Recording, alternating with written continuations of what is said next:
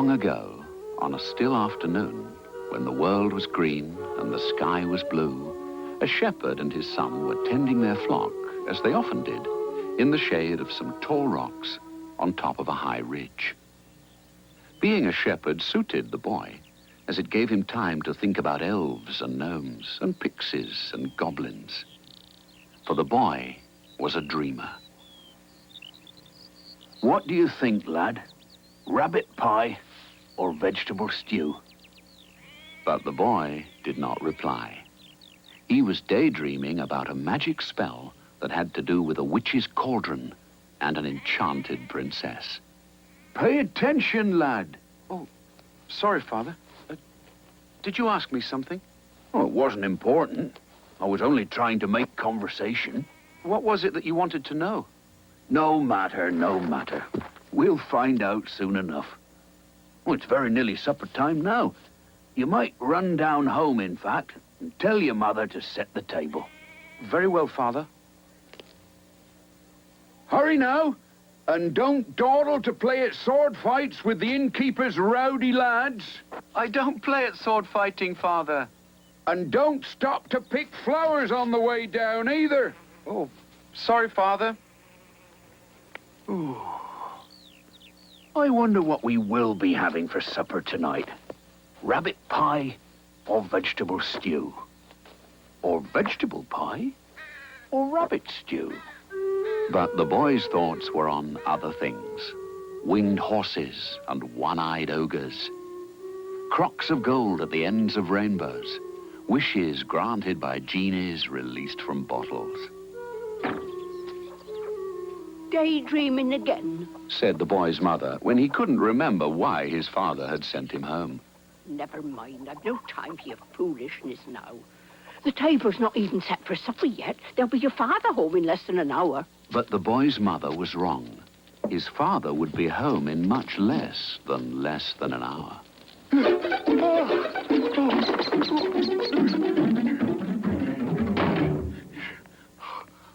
Whatever's amiss? Up there. It's up there, I tell you.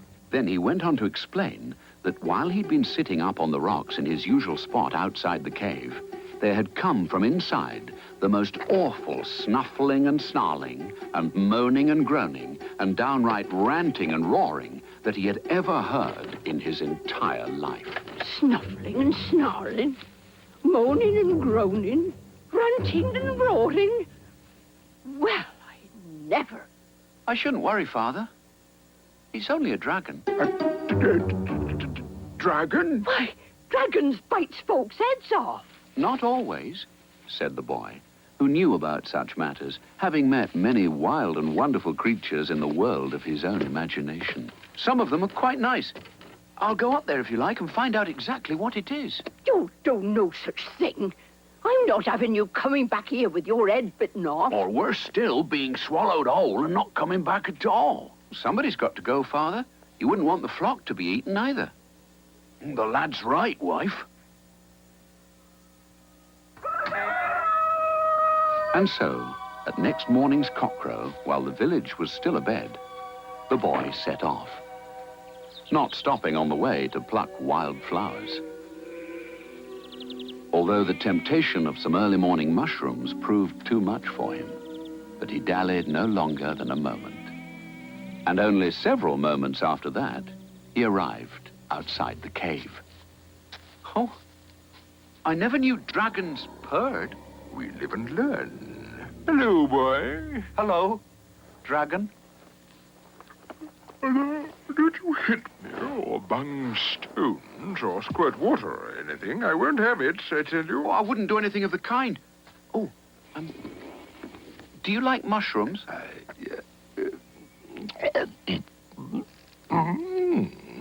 Delicious. I've only come up here to see what you are. I should have thought that was plainly obvious. And why you were making all that noise last evening. Was I snoring? Don't tell me. How very uncivil of me. I don't often snore. I do beg your pardon. Will you be Staying long? I can't hardly say. At present, I haven't given much thought to it yet, although I must say it seems a nice enough residence at first acquaintance. Very quiet and peaceful. Much better than the last place. Where have you come from? Oh, a long way from here, thank goodness, where all the other dragons live.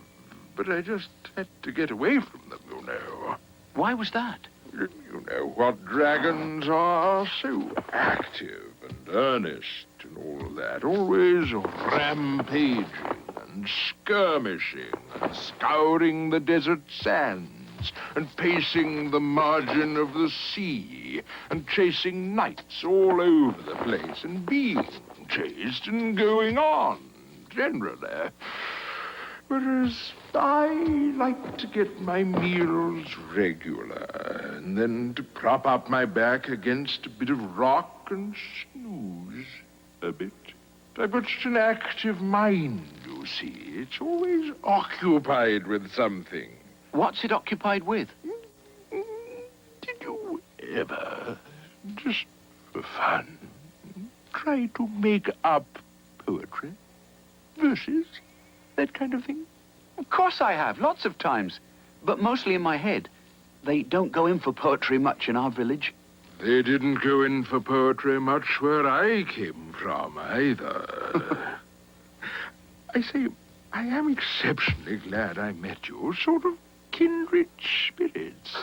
I wonder if you'd oblige me with your opinion of a stanza I've been working on. I'd be glad to.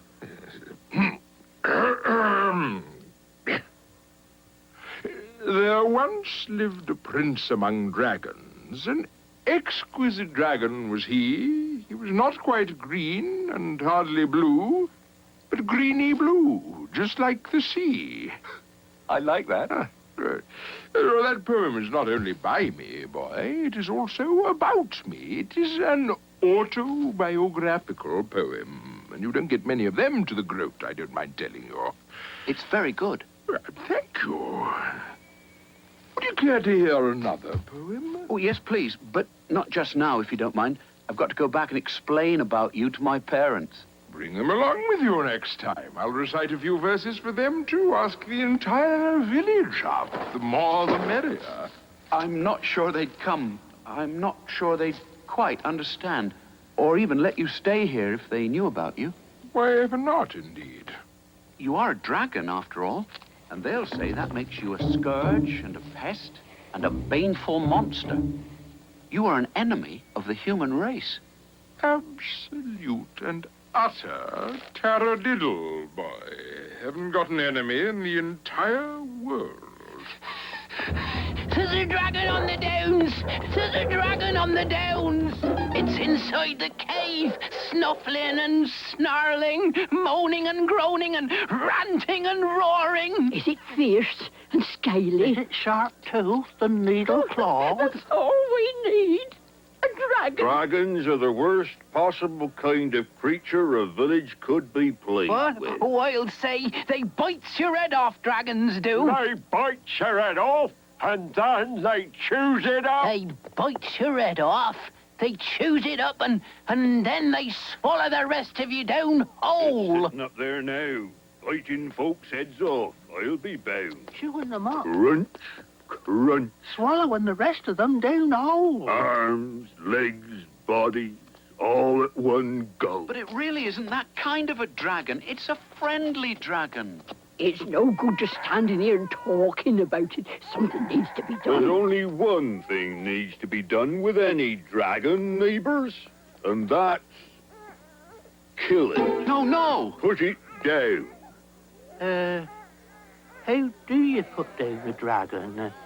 Set a trap for it? Lay down some poison? No. You slay the beast. Or better still, you send for a gallant knight to slay it for you. Of course you do. You get anointed. You send for a professional. Don't do that sort of job yourself. Where do you find one? It's already taken care of, neighbors. I've sent for the very best man there is. 3 cheers for St. George.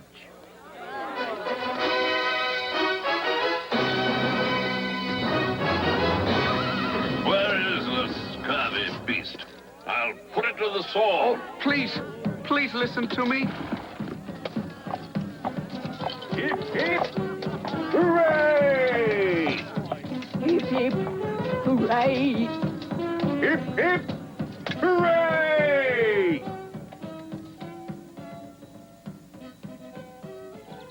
Dragon of good taste and charm said I've never done anyone harm. Oh, spirit, the dragon of charm and good taste said that time spent in fighting's a waste. Oh, it's all up, Dragon. They've got St. George. He's coming to fight you. I don't care who they've got or who they haven't. I've certainly got no wish to fight him. But it doesn't make any difference what you wish. If he's come here to slay you, he will do. He's got a snow-white horse, and a pointed lance, and a sharp sword, too. He's St. George. He's the bravest, strongest knight of all. He'll chop you up into little pieces. Then you must tell him what you told the others. That I'm not the fighting kind. I'm a gentle soul. But they didn't listen to me. Neither will he. Even you're not listening to me. And if you're still here tomorrow, he'll kill you. Oh, I don't know. I'm sure he won't. You'll be able to arrange something. I know. I have every confidence in you. You're such a manager. Meanwhile, St. George himself, as was the custom with all gallant knights, had shut himself away in solitary vigil, devoting his thoughts towards the conflict that lay ahead.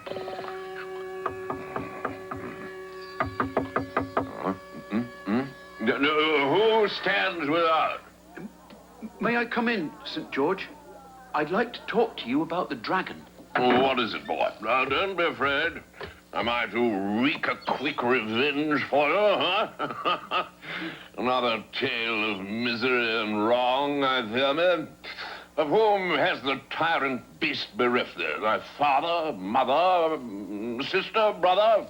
I'll have the foul fiend's heart tomorrow, that I warrant thee. No, that's just it. It hasn't bereft me of anybody. And it isn't a tyrant beast either. It's a good dragon. Is it really 45 foot tall and, is the fire at its mouth? No. I mean, it's a good dragon, a kind dragon. It's a friend of mine. It writes poetry. Does it really? Pull up a stool, boy. That's not what they say out there about the beast. They say it's been biting off people's heads. Oh, they would. They'll say anything that suits them. Fights are meat and drink to most of them. They don't care if it's fisticuffs or bear baiting or slaying dragons. I bet they've been telling you what a hero you are and how you'll win in the cause of right and honor. As I peeped in at the window just now, I could hear them betting 6-4 on the dragon. 6-4 on the dragon. Well, it's a sad world, lad. There are times when I begin to think that all the wickedness in it is not entirely bottled up inside the dragons. All the same, I am St. George, and it is a dragon. I don't see any way out of the conflict. I don't suppose you might manage to arrange something, somehow? Oh, that's just what the dragon said. The pair of you think you can leave everything to me. Couldn't you just slip away quietly? Slip away quietly? Me? St. George? Absolutely out of the question. Writes poems, you say?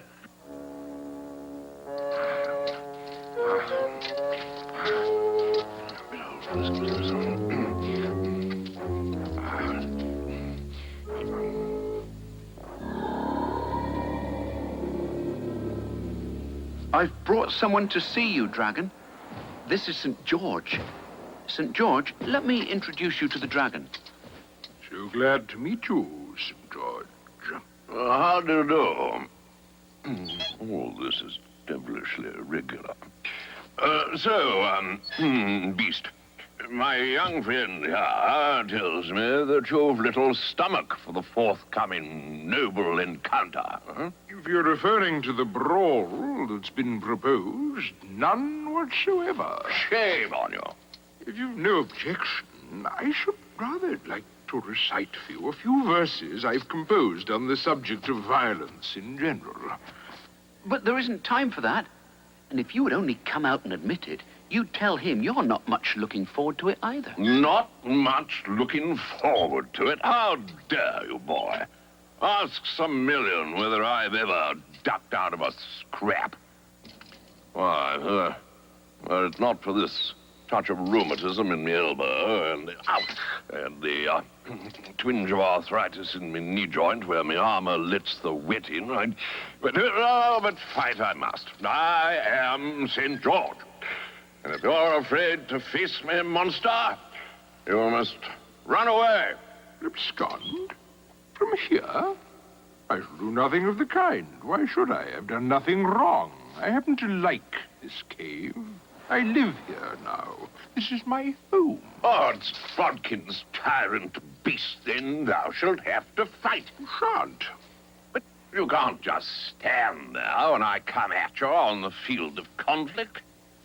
You can't just stand there dithering while I stick things in you. If it's in your perverse nature to behave like that, I don't see that I have much choice. But there'll be people watching. They'll expect a spectacle. They're entitled to one. Some of them may have traveled miles. On top of which it'll make me look such a fool. Confound it, Dragon, you'll have to put on some sort of show. That's it. That's the answer. What are you suggesting, boy? You can both put on a show for them tomorrow. You can pretend to fight. Pretend to fight? Yes, but I'd have to win, of course. Why not? There's no skin off my snout. But we'd never get away with it, huh?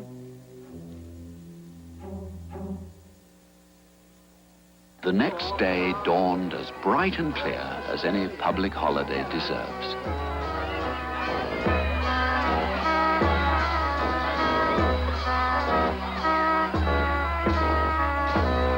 Oh, come on, Dragon.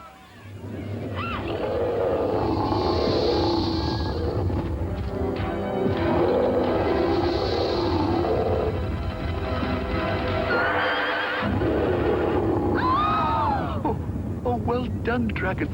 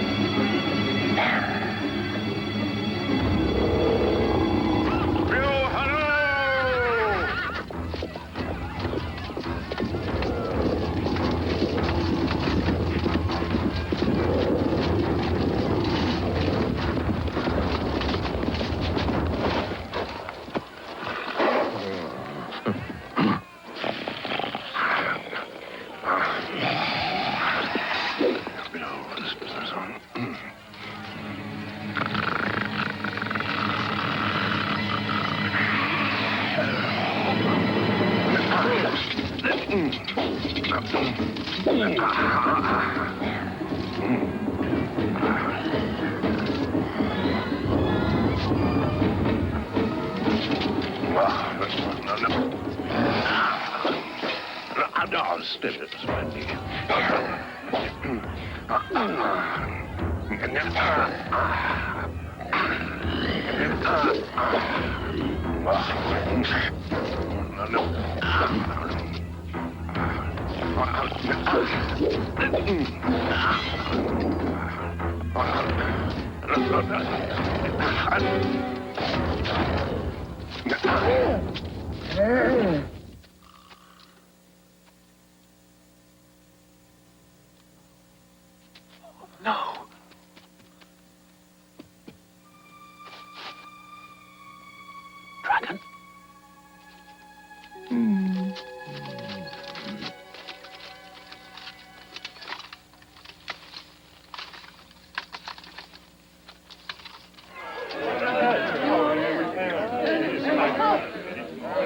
you gonna finish it off? What about it, Come Georgie? on then, noble knight.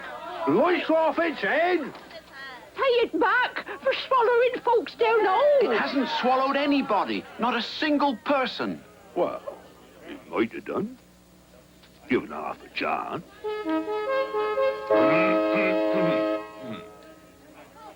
I think you'll find, friends, that this dragon has learned its lesson. I think you'll find this dragon will behave itself in future. I think you'll find he'll prove a credit to the community. I think you'll find it's time the innkeeper opened his doors. Hooray! Hooray! Later that same night, St. George related to the villagers that which he had not long learned himself. And furthermore, never be too hasty for a fight. Remember that all creatures on God's earth deserve man's respect, and most important, don't judge anyone or anything on his or her or its appearance.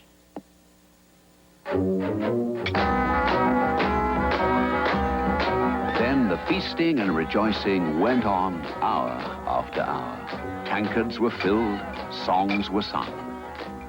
And the dragon was delighted at being invited to join in the celebrations. He had, of course, composed several verses, especially for the occasion. There's a dragon of taste, charm, and wit, who's been round the world quite a bit. Where I state off the cup, I have travelled enough. There's a place I've found, friends. This is it. In conclusion, I'd just like to say that it's been a remarkable day. You've all been so kind, and I'm sure you won't mind when I tell you I think I might stay. Thank you, thank you. Yes.